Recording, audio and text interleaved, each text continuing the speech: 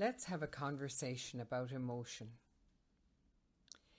I think you might roll your eyes at this one, but it's helpful to understand because we are awash in a sea of emotion.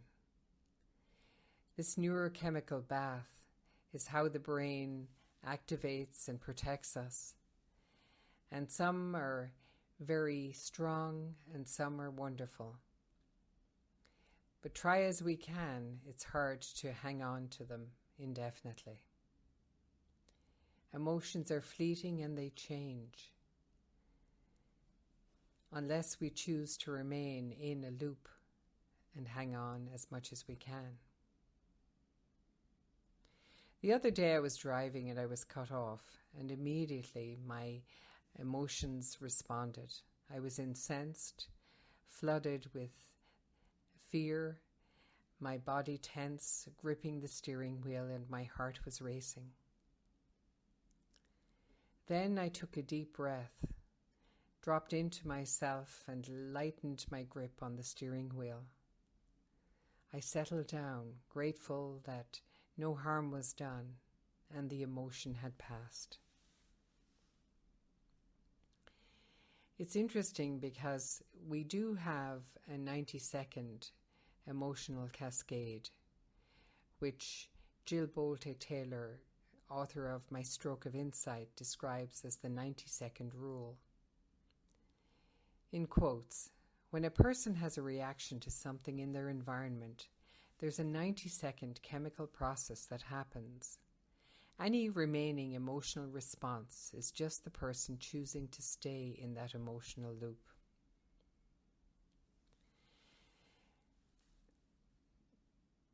We have an ability to be triggered, to be reactive. But by recognizing that we can choose how to respond, we take control, and no situation or anybody can make us feel or do anything.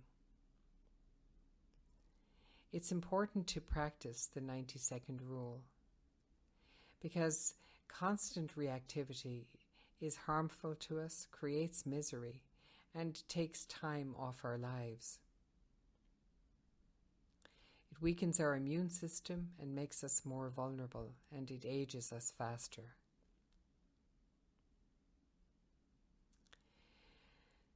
I like to think about how we also have difficulty in identifying the range of emotion.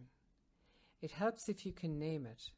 Ron Siegel says, if you can name it, you can tame it.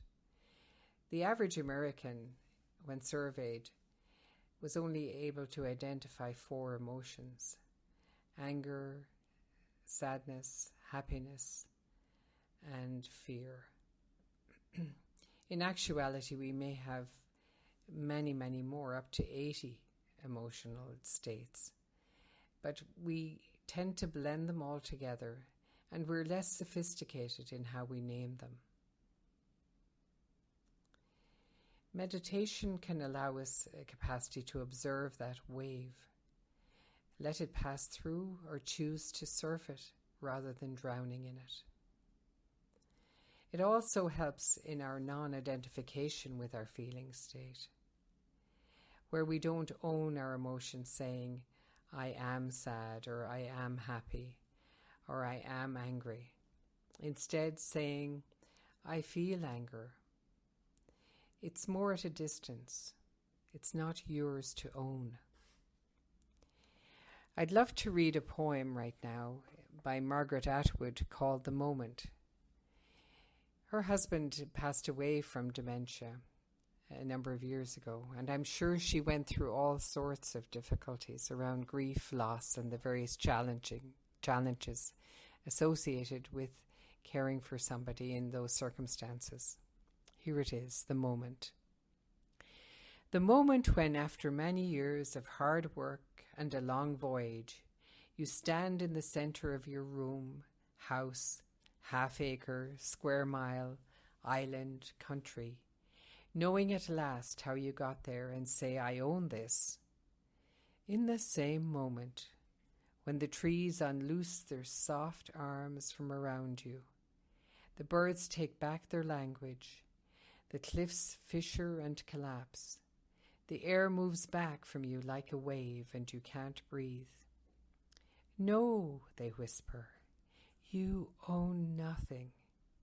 You were a visitor, time after time, climbing the hill, planting the flag, proclaiming. We never belonged to you. You never found us. It was always the other way around. Thank you very much.